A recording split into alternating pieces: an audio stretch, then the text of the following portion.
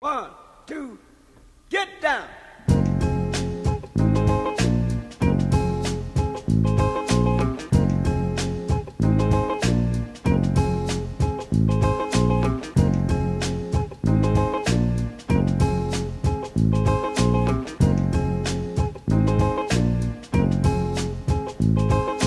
Paid the cost to be the boss. Paid the cost to be the boss. I paid the cost to be the boss. Look at me, you know what to see. See a bad mother. Jim, you said you played rugby. What made you? Were you playing football whilst playing rugby, or did you switch? No, football was always my passion, and I've been playing football for as long as I can remember. Got an older brother who's 5 years older than me. I remember going along to watch his games with my father, but I didn't start playing rugby until I was secondary school. And I loved it, absolutely loved it. I played number 10, I was out half, done all the kicking and stayed out of all the violence, and looked good at the back, kicking all the points. So I enjoyed rugby as well, but I had obviously at 15 had the option to go and play football, soccer professionally. So I chose to go down that route rather than sticking at the rugby. So what age did you actually start playing football? Well, I was been kicking a ball for as long as I can remember, but in terms of actually playing football professionally, I got scouted when I was playing for my local county back in Ireland, a place called Waterford. And I was 14, playing an under-15 competition, got invited to go on trials to a number of different clubs, some in England, and obviously Celtic in Glasgow. So went to 3 or 4 different trials at Celtic and then got offered a contract. And that was at 15 when they offered me the contract. So what influenced you to actually start playing football? Just a few friends kicking a bit about?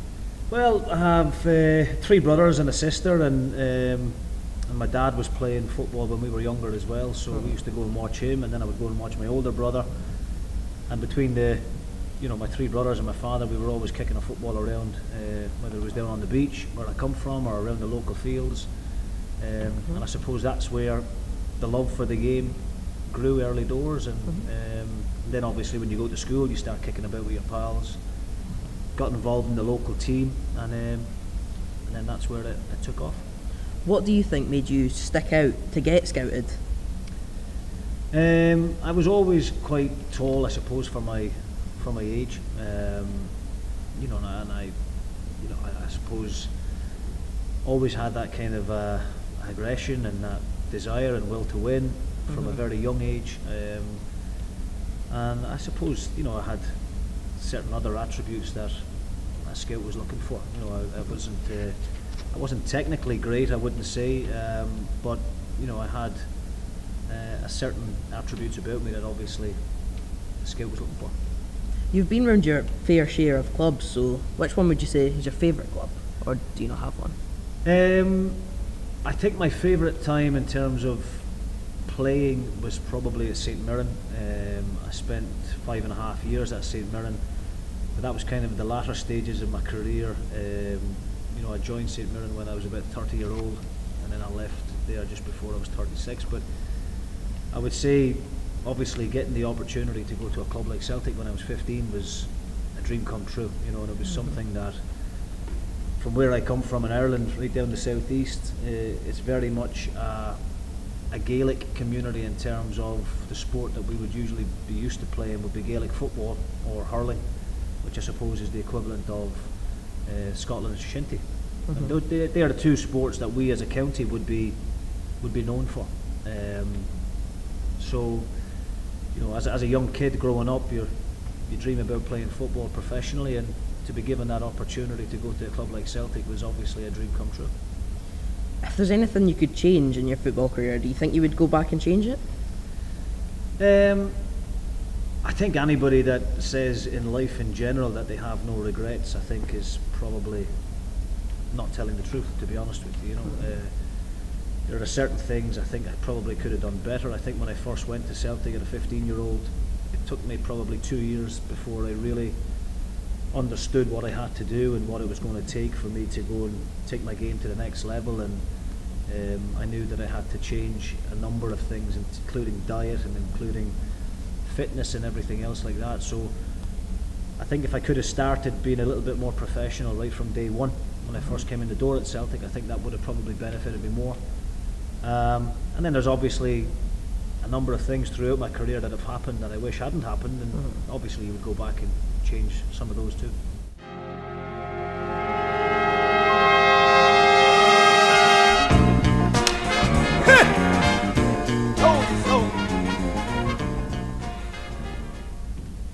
So in the football itself, what were like the high points and maybe some low points in your career? I think I've been very lucky as a player to have had some of the moments that I've had. I mean, if I go back to when I was 15, I was playing for my country in the under-16 European Championship here in Scotland actually. We were based through in Dunblane. We managed to win the European Championships, which for Ireland, you know, a country the size of Ireland up against the likes of Italy and Spain, France, England. It was the first time our country had ever won any major tournament, and you know, for us to go on and win that, I think was a fantastic achievement. We only conceded one goal in the final against Italy, and so that was an early achievement. I think it probably, at that age, you think it's just going to happen all the time and it's going to be huge success, but of course now being 20 years on, I realise that that's not the case, and there's lots of ups and downs. So in terms of the positive point of view, that's one. Getting my first senior game for Celtic, my debut, that was another one. I was lucky enough to get an Irish senior cap as well, playing against Finland in a friendly over in Finland.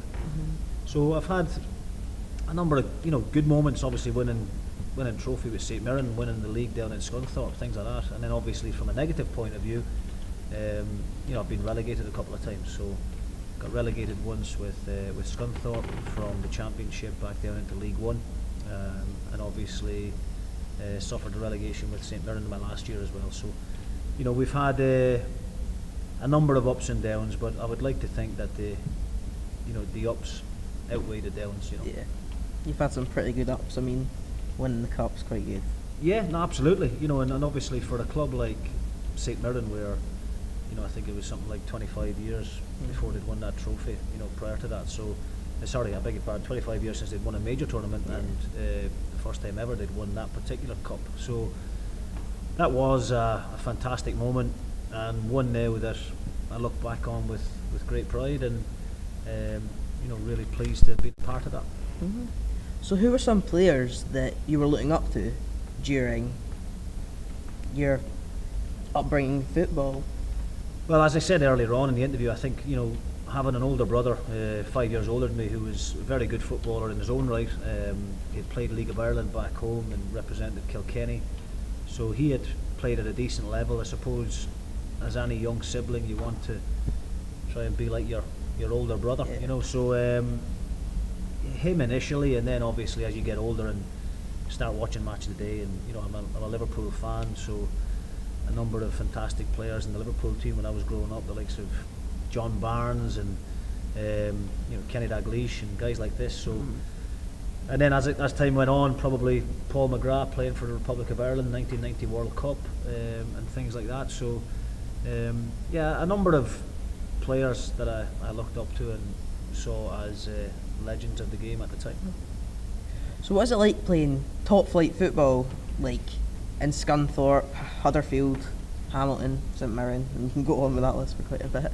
Yeah, I've had quite a few clubs. Yeah, I think some people would say I've had more clubs than Tiger Woods. So it's I've had quite a checkered career in terms of travelling about, and we lived obviously spent 5 years in Glasgow, and then me and my wife moved down to Manchester, initially to Stockport County, and then from Stockport on to Scunthorpe and Huddersfield, and in between that a little loan spell at Oldham. But it's very hard to explain to people, I suppose, how you know, what a good feeling it is being a professional footballer. It's probably the majority of young boys and girls out there, I suppose. You're fulfilling a lot of dreams, you know, and I think it's very easy to take it for granted. I think at 15 you get the buzz for it and you love it, and then kind of when you get to my age, it starts becoming a job. And I think it's important to keep reminding myself that I'm doing something that I love and that I'm very, very fortunate to be doing. Most Irishmen would probably be celebrating St Patrick's Day on the 17th of March. What would you say you were celebrating on the 17th of March 2013? Well, obviously the 17th of March is a massive day back in Ireland, and it's a bank holiday every year, and we celebrate St Patrick, as you said, but on that particular day in 2013, it just so happened that we were playing against your head teacher's team, against Hearts, in the cup final at Hampden. And I wonder if he was there, actually. I hope he was. So we played Hearts in the final in the League Cup, and we came out on top, and we were crowd champions, which was absolutely fantastic. And it was just a fantastic moment. Had a load of people over from Ireland, family and friends, and they were all there with us to celebrate that great day.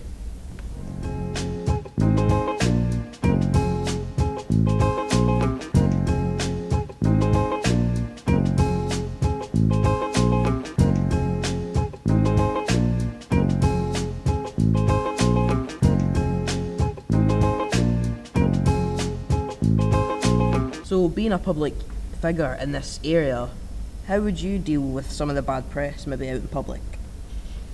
Well, obviously, as a professional athlete, you hope that people are writing more good things than bad things.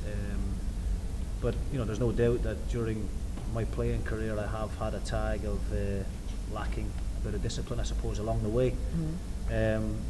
I would try and put that down to me being a bit of a sore loser and letting my emotions get the better of me during games, and sometimes taking it out on the opposition. But I suppose the important thing for me is that the person I was being portrayed in the media as being this kind of aggressive type of person is certainly not who I am as an everyday person. I'm a family man. I'm married. I've got 3 children, and I've got some really good friends. And I'm certainly not that guy.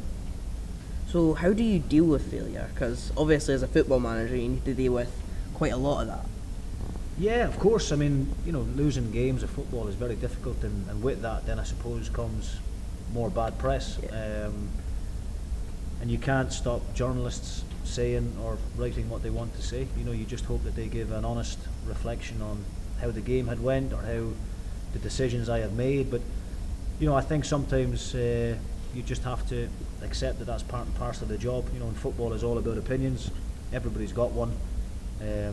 I've got to try and make right decisions more often than I make wrong ones, and if I do that, then everything will be fine. But you have to accept that being a sports person, there's going to be a lot of negativity, whether that's social media, whether that's journalists, or whether it's fans with an opinion. You've just got to take the rough with the smooth and not let it affect you too much.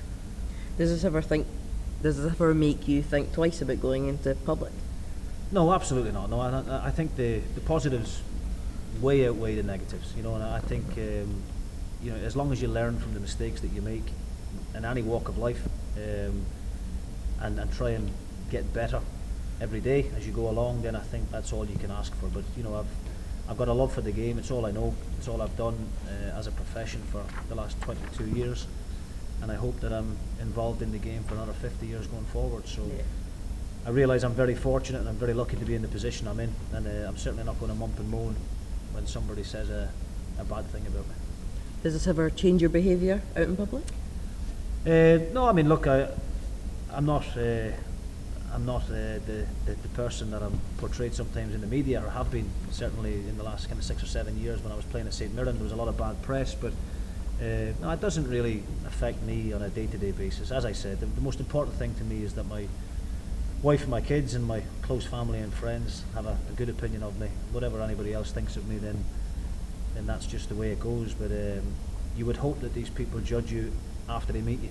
And a lot of the people that write things about you and say things about you on social media, you've never even met these people. So hopefully after today and as time goes on, people will see a different side to you.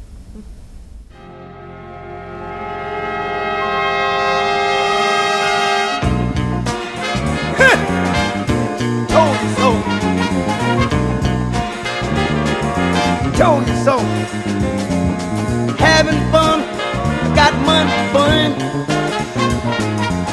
having fun, got money to burn. Having fun. What would you say keeps you at Alloa?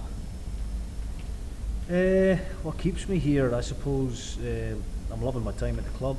I've got a fantastic relationship with my chairman, Mr. Mulroney, and the rest of the board directors, and I've got a great staff behind me and a fantastic group of players in the dressing room. So it's not somewhere that I'm in a hurry to leave. I do have ambitions, of course I do, as a young manager, to try and get into full-time football again. But I've been 2.5 years now at Alloa, and we've had some really good success in that short period of time. Obviously getting promoted last year into the championship, and now our main aim is to stay in the championship. So Yeah. it's a great club, a really, really well-run club. You know, I think it is the hub of the community here at Alloa, and you know, we get a good fan base coming most weeks, which is fantastic. Is there any other aims about the club? Well, I think initially this year our aim is just to stay in the championship. You know, I think we're the only part-time team in the league, which with that obviously has its own difficulties. We're playing against some very big full-time clubs that have got much better resources in terms of obviously training every day, but also financially they can you know, put more money into their budget, which can bring in more players and better players, which is obviously an advantage to those clubs. So I think we're massive underdogs this year. Everybody expects us to get relegated, and I think as a group of people behind the scenes we need to try and use that as motivation and try and go and prove people wrong. So that is what we'll try and do in the immediate future. As of, in terms of years to come, next year and the year after, we're always trying to improve the club. We're always trying to improve the structure of the club. Last year in the summer there, I got heavily involved with the academy. I've took on that role of running the academy now, along with some a couple of other coaches that I've put in below me. But my main aim while I'm at the club is just to try and make it better, just to try and improve it, to try and make it more professional, and try and have a clear path from the community into the academy, and in the academy into the actual first team where I'm at. What are some personal, maybe managerial ambitions you have? Well, I've been very lucky, I suppose, up to now. You know, in my short period of being a manager, just over 2 years now, you know, we lost in the playoff final in my first year on penalties, which was a major disappointment. But then, fortunately, in the next year we were able to back that up, and we were able to get promoted by beating Dumbarton into the championship. So we're delighted to be in the championship at the moment, and we'll just try and take this club as high as we can. And as I said, if we can remain in the league, then fantastic. You know, I have made it public that my ambition is to go back full time at some point. So if the right opportunity comes along, the right club that I think is going to help me progress as a manager, it's got the right infrastructure and it's got the right people behind the scenes to help me do that, then I will have to consider that, obviously. But at this moment in time, I'm not in any hurry. But I think it would be silly of me to say that I see myself being at Alloa for the next 40 years. You know, that's probably not what the chairman wants, and not what I want either. I think we, you know, the chairman wishes me well and wants me to do as well as I possibly can, and if the opportunities come off the back of that, then great. Is there anything you'd like to plug for Alloa or anything? Well, I think as a football club, I think the chairman has got ambitions for the club to be the hub of the community. You know, and I think we within Alloa have got a lot of buses going to Celtic and going to Rangers, and you know, going to Hearts and Hibs and everywhere else. And what we would like to do is try and get the younger generation to become Alloa fans. You know, primary school, secondary school, like you guys, and try and get you guys to come along and watch us on a weekend. You know, because the more support we can get, you know, the better for everybody, the better for the town as well as a community. And you know, we've got an extra maybe 600-700 fans coming every other week to Alloa, which can only have a positive impact on the local economy as well. So with the help of all the locals and all the Alloa people, if they can come and support the team, hopefully that will help us to try and stay in the championship for as long as possible.